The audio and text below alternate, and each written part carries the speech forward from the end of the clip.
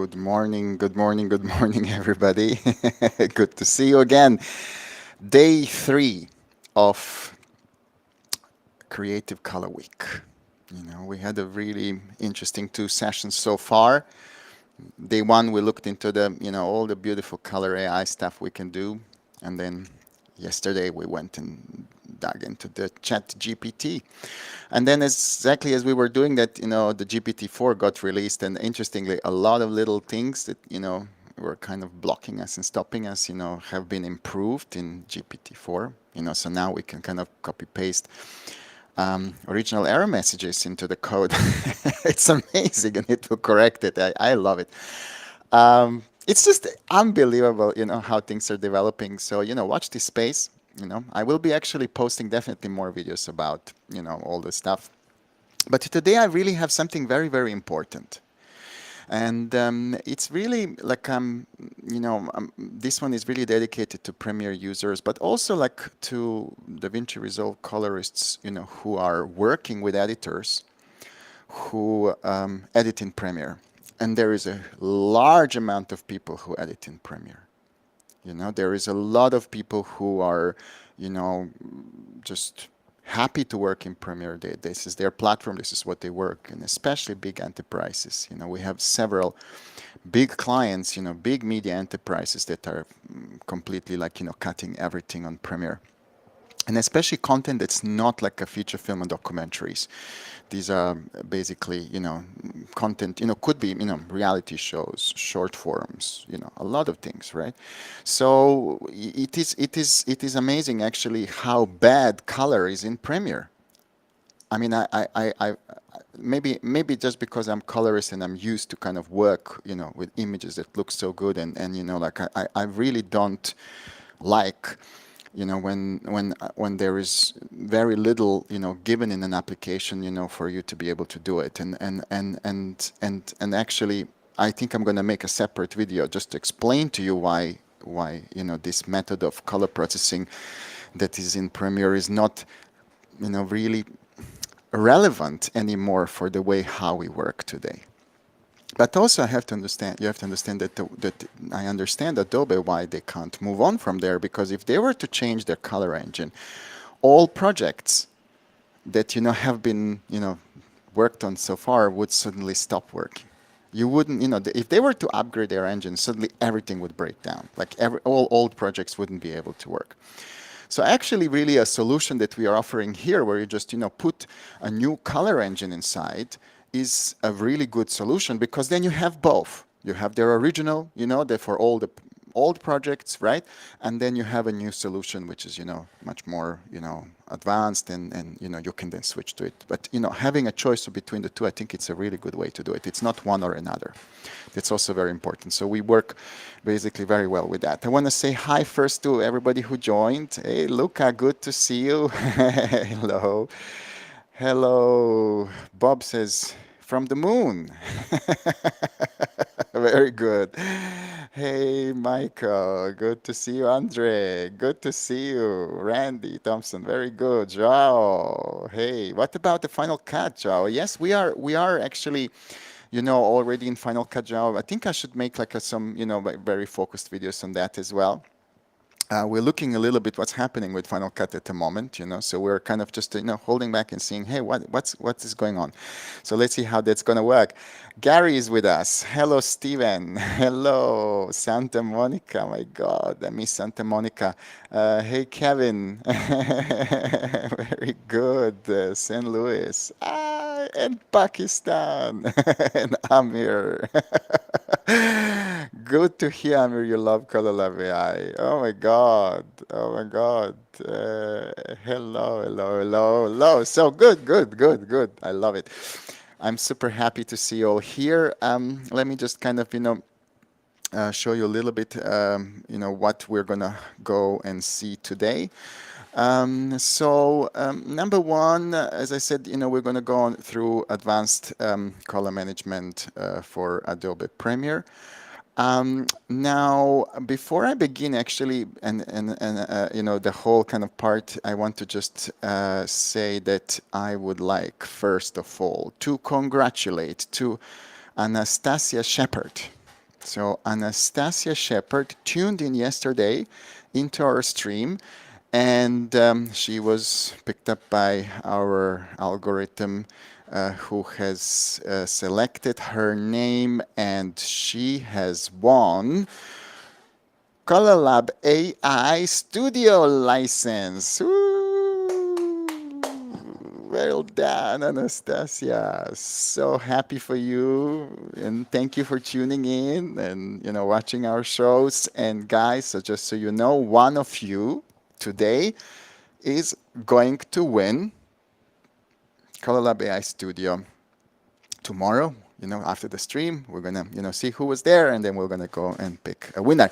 So thank you for tuning in, and thank you, Anastasia, for following us. Super happy for you. Marcello is gonna send you an email and is going to explain to you how you can get your studio license. So yeah, so let's go. What I'm gonna show you today is I'm going to show you how you can integrate an advanced color engine into Adobe Premiere. Okay, so basically, that as I mentioned, the engine which is at the moment inside is an old school engine. We don't work like this anymore. The world has moved on. And this engine that you can now put in, which is the Color Lab AI engine, is basically how systems like Baselight or systems like DaVinci or something like that, they work in this particular way. Also, I want to show you how you can work inside Premiere in scene referred workflow. And this is like a big must if we're going to be delivering HDR, if we're going to be improving the quality of our image. We must start working in scene referred. Our looks, our all the processing has to work like that. And actually, there is a way how we can hack it. I call it, because, obviously it's not, Premiere is not built for that, but actually it's pretty simple. I'll show you. You will be able to do it very, very easily, and you will be able to instantly upgrade your image quality. And not just that, we will be working actually in ACEScct, right? This is kind of the standard. So like, you will be able to kind of work inside the Premiere in ACEScct and share your results with the rest of the world in a universally accepted color space, which is kind of huge improvement for collaborative work. And then I'm going to show you how we're going to deliver a Dolby Vision Master. And that delivery process is very fast. The other clients we worked with had days of delays. And now they can do it in literally a few hours, right? And I think you all guys are really gonna like it. So without further ado, before I just move on, let me just check how is our chat doing. Everything happening here. Okay, very good. We're congratulating to Anastasia. Carol is with us as well. Good to see you. And Luca, hello.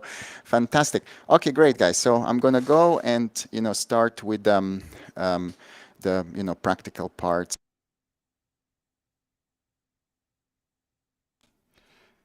So let's see how it is now possible to take advantage of advanced color management inside Premiere Pro, and so be able to integrate it into the workflows where we can also deliver to mastering for Dolby Vision and so on and so on. And then we're going to be able to use an ACES workflow in all of that.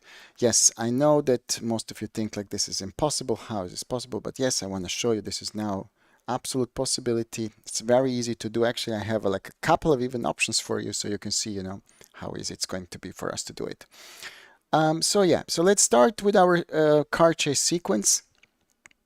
So that could be now just the beginning of the project. Think about it. You just brought your media, and before you start editing, you want to just start getting it to look right. So I'm going to go into Color Lab AI, and I'm going to go and fetch that sequence from Premiere. So let's do that. So I'll bring it in now. It automatically says, hey, I don't know what's the IDT, but I'm going to use the log generic, which is fine with us. Absolutely, because we know that it works so well. And what we're going to do is we're going to just go and say, click on this teal button, and we're going to say, hey, please do the best job you can to give me a good IDT, a good signal, something that's just going to work, really well. Okay, so now I'm in, you know, Color Lab AI with beautiful looking footage, right? And let's go and make a look, right? So we want to go and give it some sort of look. Why not? We can start at this shot.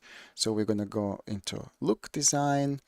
I always start with contrast curve. I just like contrast curves. F3 looks nice.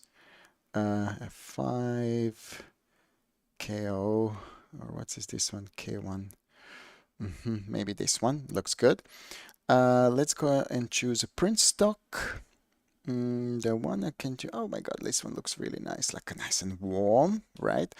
And then let's click on negative, and maybe this one is looking good with a little bit more intensity. That's great. And then I always finish with some of the subtractive, adjustments. They just always look good,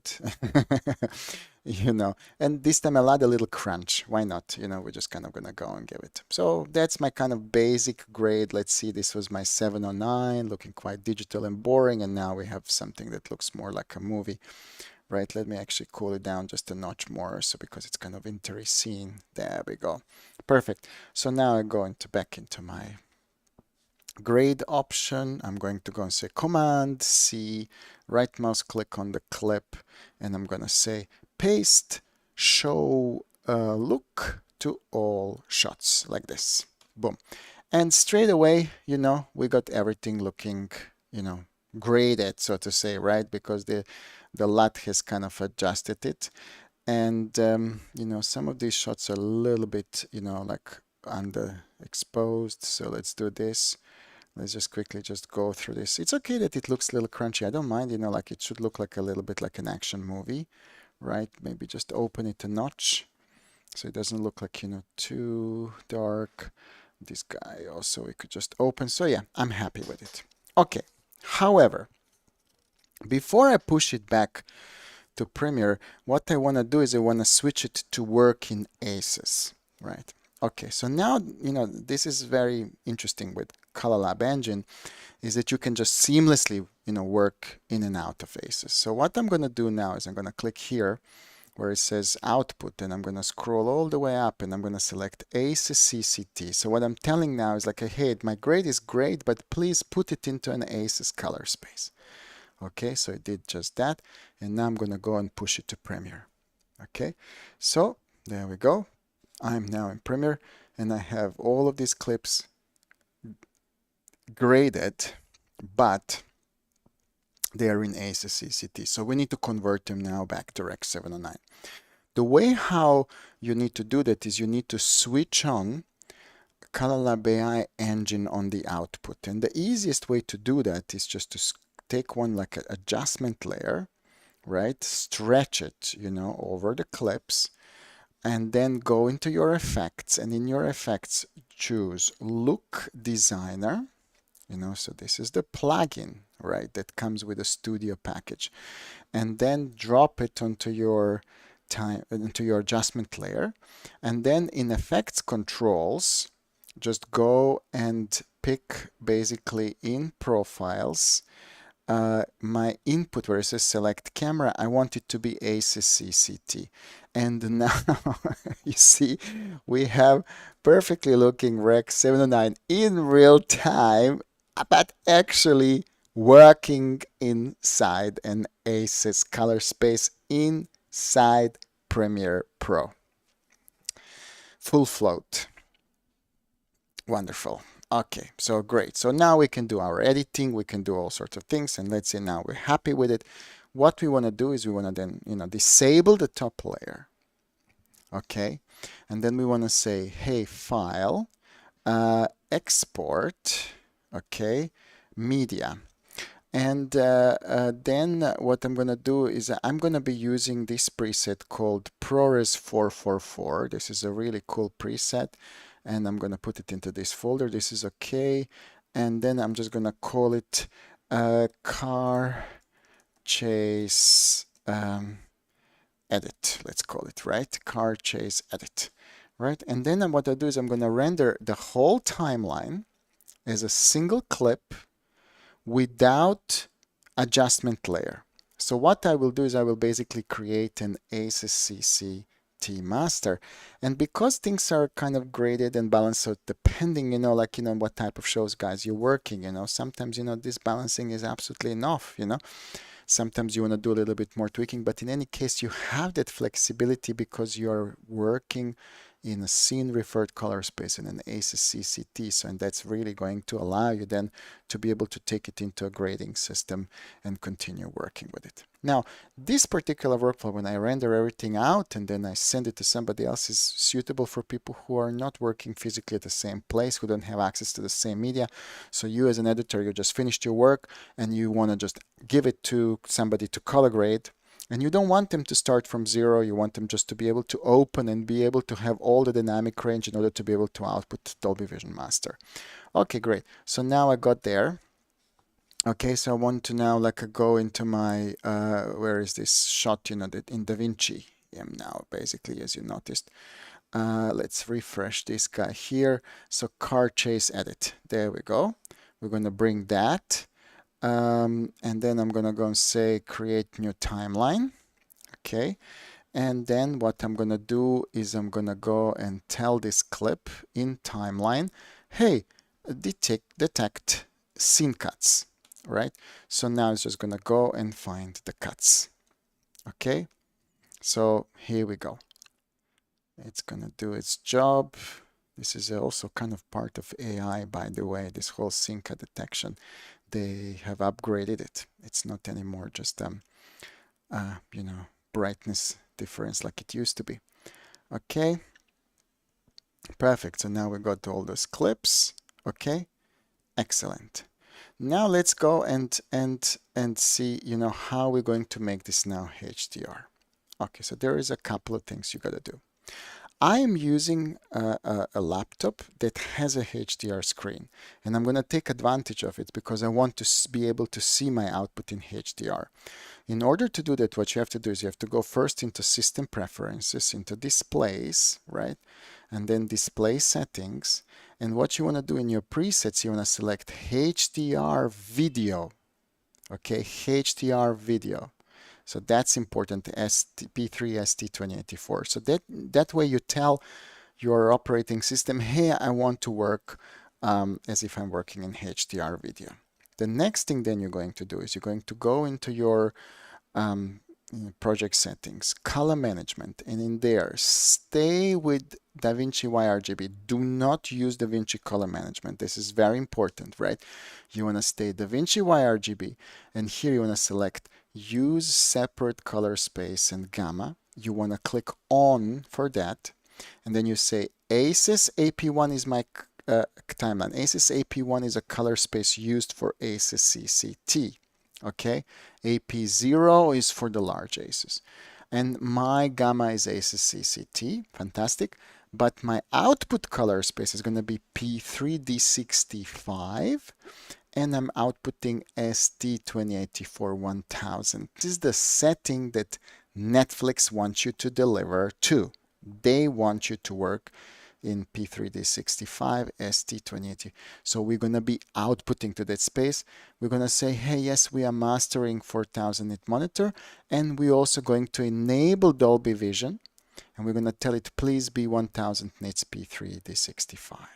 Okay, so what we did now is we told it, and now I don't know how good this is going to look on our screen recording, but on my screen, it looks really beautiful HDR. I actually, this is now a awesome looking HDR image, which got automatically converted from the basically, ACEScct. Okay, so basically we got that. So the only thing now we got to do, right, is we got to tell it here on the output side, right, hey, I want to take this ACES transform, okay, and this ACES transform, I'm going to tell it, hey, my input is going to be ACEScct. So where is that? So it's ACEScct here, and my output transform needs to be P3D65 1000 nits.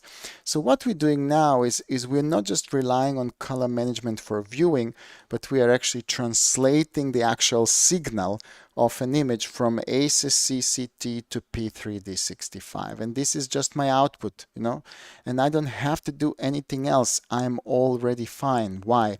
Because everything was done already correctly in Premiere or using Color Lab AI.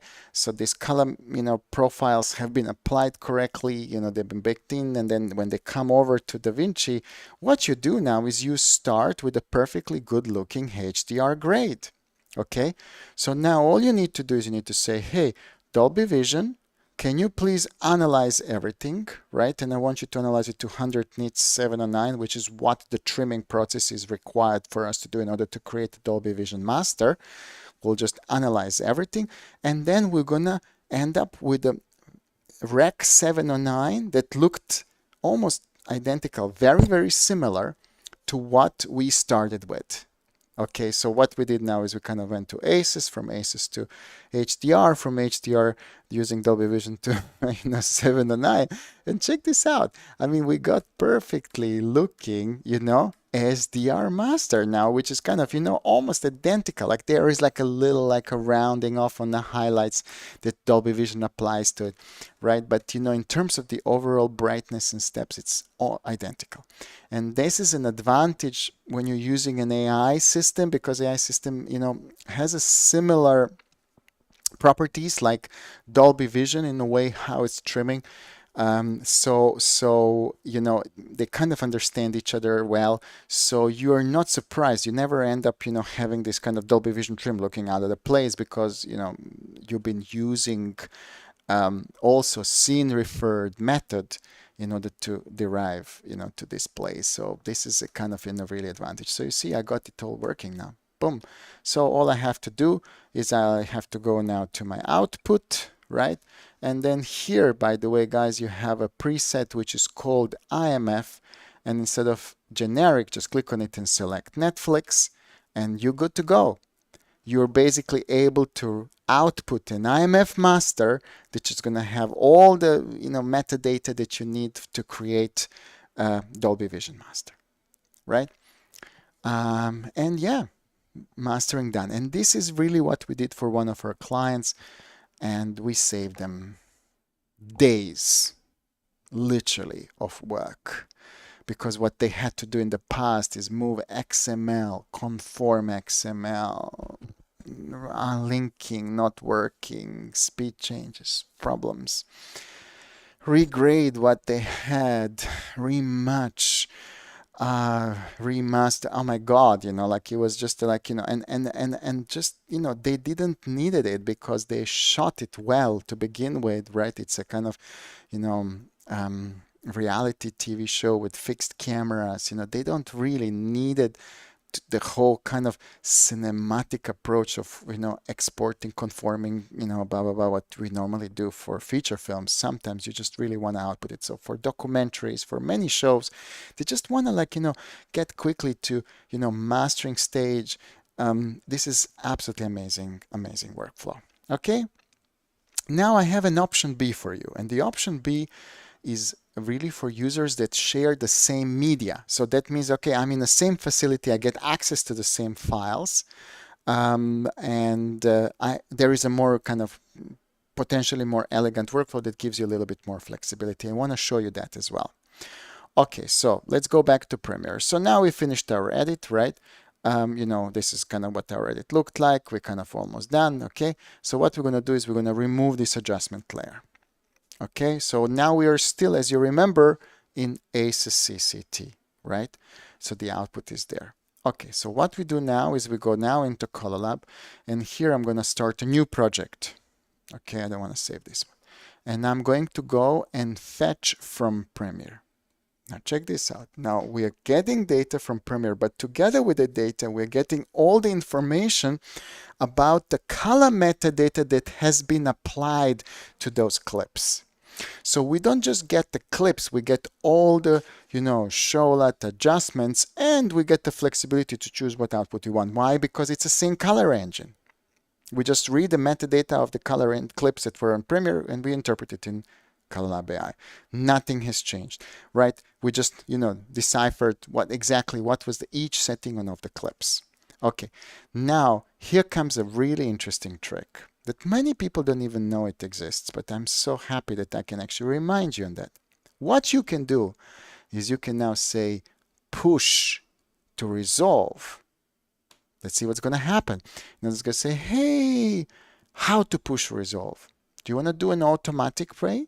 Which is, we're going to go on just, create, or you want to do manual. So what's the difference? So look, automatic way is just going to create a new timeline out from whatever was in Color Lab AI. And manual means, no, there is already a timeline that we imported using, XML workflow into Premiere, and we're going to apply color metadata to it. We want to use, in this case, an automatic workflow. So we're just going to press on automatic. I don't need to save it. So what's happening now, it's just talking to resolve, right? And it's syncing and it's creating a new timeline, which is effectively, let me show you. Okay, let's go to resolve. So what we got is we basically got a new timeline. So what is this timeline? So you see, so these are basically all the clips that we just had, but with all the different nodes applied to it. So however, what I did wrong is I didn't tell it to be an ACEScct. So I'm going to go back into my Color Lab AI. I'll scroll up and tell it, hey, please output it as ACEScct.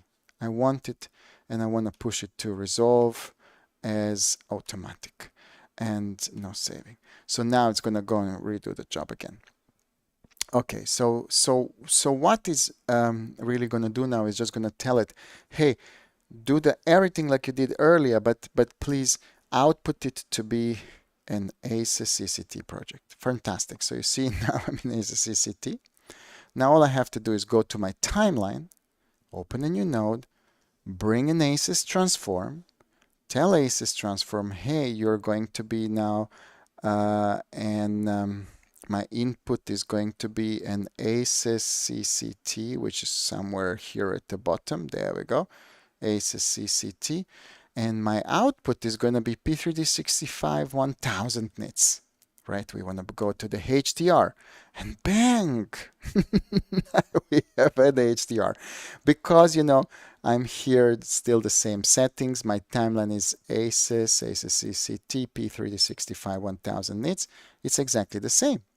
But we have an advantage. And what is the advantage is that every node, right, is here. So I can basically go and decide how I want to grade it, apply more nodes, right? I have a full flexibility, to do with my timeline, all the changes and all the finessing that I want. Or otherwise I can just go select all and I just tell it, hey, do me a Dolby Vision pass mode. Please, can you do that? Analyze everything, bang, and analyzes everything. And you're effectively good to go. But you have a little bit more granular way because all the colors is not baked in, it's like separated into nodes, so it's fully non-destructive. And there you go, you have a great SDR master that you will be surprised looks so close to what Color Lab AI came up with to begin with. And now we can go back into our rocket IMF for Netflix. Bang, you click on it and we're good to go. This is really liberating, I would say, right? This is now allowing users to use the tool that they like and they want. And if this happened to be Adobe Premiere, there is absolutely no more limitation for them in terms of the color managed workflows. You can work cases, you can work even different color spaces, whatever you want. And yes, you can deliver masters to the most demanding streaming channels in the world in terms of quality. You're able to fulfill the requirements and even convert those masters into Dolby Vision with a single click. So this is what we like. This is what we work for. This is what we feel the color grading should be like. The least barriers, the least amount of problems, and the better we talk with one another, the better and happier life we all have. Okay, okay, okay, okay. So thank you guys. Actually, it's amazing, how far we got. I do remember when we started this journey and we just had this idea of what we called color virtualization, right? Where the color is just a small piece of metadata that can move from application to application and can just give you the result you want. And I think we are actually very, very close to that idea. I think we're really, like every day, closer, to that ideal scenario where we don't have to anymore, render, bake in, upload, download, but we just move little metadata files between applications and are able to manage our color perfectly. And then, with the help of AI, we can elevate so much of manual work as well. So yeah, I mean, I want to invite you one more time, to join the conversation at our Discord server. We will be, with, we will be there, just sharing some more tips and ideas. I also have a chat GPT, like a channel where you can download some of the stuff that I did yesterday. But if you have any questions or anything like that, please, feel free to use Discord for that. Also, I wanted to remind you that tomorrow, let's see, we have a session that is focusing on the winners of the Winterlook Academy. So these are people who have gone through first had to be selected. You cannot just enroll in an academy. You have to go through some application process, and this is like a group of colorists that I call like the future of color grading. They are probably some of the most talented colorists out there that are not necessarily working for company three. Let me put it that way. Right? So they're not like your Hollywood top tier. But in terms of the results, they are totally up there. You won't believe what you're going to see tomorrow. And the reason why they're able to do some stuff like this is because, number one, they're very talented and committed, to their skill. And number two, there is no barrier for them in terms of the technology that they use that is stopping them from creating the results that are on par, as good or even better than, what top Hollywood post facilities produce, because the technology that they use is also available to you. And so as long as you go through like a training process and you're guided and you have some mentorship, you are able to really develop your skill to the level which is just unbelievable, right? When I started grading, it